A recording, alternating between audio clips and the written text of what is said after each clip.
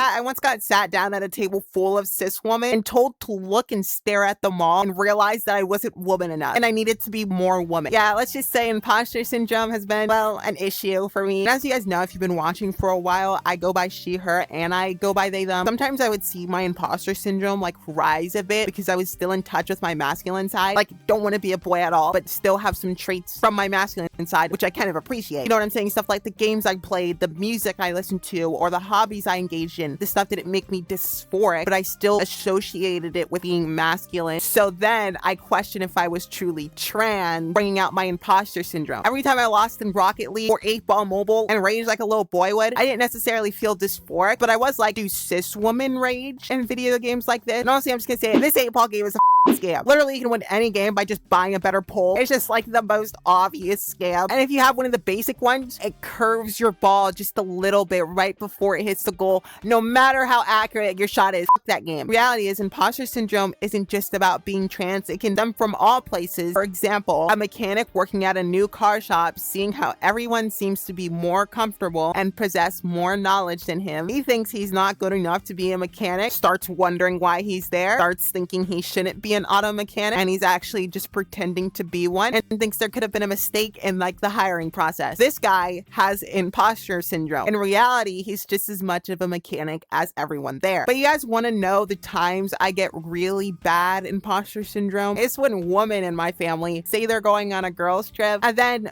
I don't get invited to the trip. Literally crushes me. But I don't say anything because I don't want to seem like a bother about my gender identity, which no one should have to. But it's also just like the notion of not wanting to hear the answer. Or like even your friends who are going on girls trip and then you ask them, hey, can I come on a girls trip with you guys? And they say no. Personally, I'm going in my room and probably not coming out for a couple of days. Because like, I'd rather them come to me for that. And listen, I know I'm woman enough and I have a loving family who accepts me and respects me and treats me like a girl. But everybody's family and friends are different. And in my experience, there is a level of demonstration that needs to come from me in order for them to treat me like a woman. It's like treated like a girl, not quite treated like a woman yet. You know what I mean? Therefore, no girls trip. It's like it's the smallest things like girls trips that as a trans person, I like obsess over and like want to be a part of. You know what I mean? And just like not being able to attend things like that in general, it's something that brings out my imposter syndrome. It just rises it out heavily. And also, I don't know if you guys have had this experience. And I remember posting a meme to egg_IRL a while ago about this. Yeah, it's the Loud House meme. And it's like me coming out and then it sends my family into chaos fighting over pronouns. And oh, now she wants to take medicine for it. This and that and that. And then there's me wondering if I'm faking it all, sending my family into chaos for nothing. This is one of those times where I think that I had the most imposter syndrome maybe in my life. It's like when you just come out and everybody knows. And that early, everybody's new to you being trans. They got to get used to a different you. And they're irritated. They're emotional. They don't want to lose you almost. And you feel all that energy and you just start wondering, imagine if I was faking this. Like imagine, you know, I put my family through all this stress for nothing. And just the pure thought of that made all these thoughts combine. And I was like,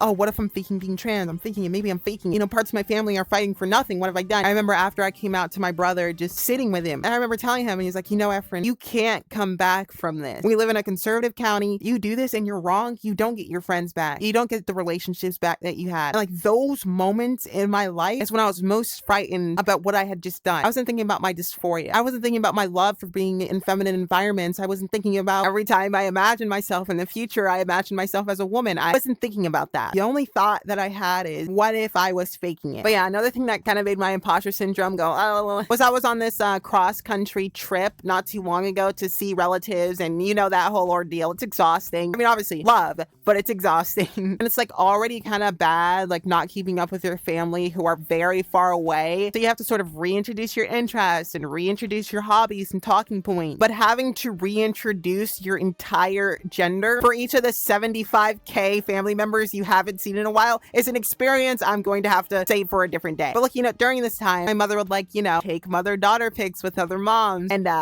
I didn't get to be in the photo, and everything that's so dramatic, I say really quickly and jokingly because I don't want to cry. Yeah. And like my sister got to participate in those photos. And like my family's morals are pretty solid. If we weren't with other families, I definitely would have been in those photos. But since we were with other people taking the mother-daughter pictures and those people's worldviews are a little iffy, I just, you know, wasn't a part of that. But yeah, I did feel like an imposter in that moment. And not even just like an imposter, but like an imposter who's been made and shunned, you know? And I'm realizing that this conversation is getting a little bit too ripe for Among Us memes. And so let's kind of close that out a bit. But I will say a lot of those imposter syndrome moments do come from the very beginning of not coming out, but finding out that you're trans in the first place, you know, relating to a few of those trans memes and figuring out that you might be trans. And I was thinking the same thing in my mind. I was like, I could be faking it. And then one day, 3 years later, I'm sitting there and I'm thinking, wait, could I be faking it for 3 years? You know, this is a pretty long time to be faking. I should be a method actor. I'm joking. I honestly thought there's no way I could be faking being trans for that long. So trust me, if you're not trans and you find out you're not trans,